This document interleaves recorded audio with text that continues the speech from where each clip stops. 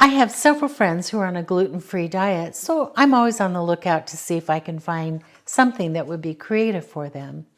The other day I was at the store and lo and behold, I found some grain-free, gluten-free tortillas. And I thought, let's pick that up and see what we think about them. So that's what we're going to do today. We'll open this up and see what we think about these tortillas.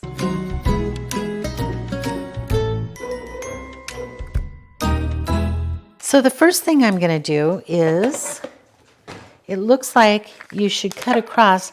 I don't like to tear them when they tear because it seems to always go uneven and it's harder for me to open up.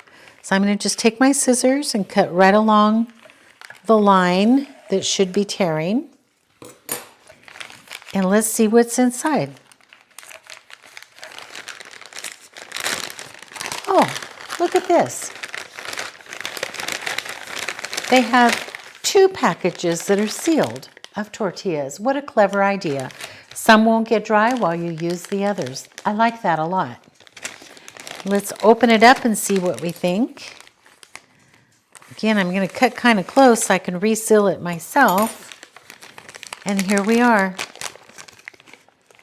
These tortillas are lovely. I love the texture of them. It's soft.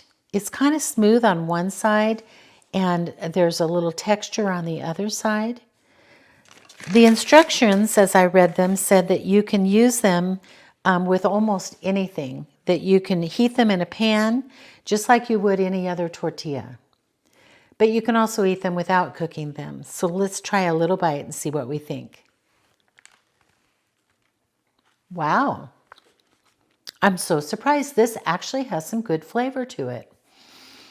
I think I'm going to use these on one of my next episodes where I can make a recipe for you, maybe some enchiladas. So, what do you think? I'm going to encourage you. You may want to buy these almond flour gluten-free tortillas.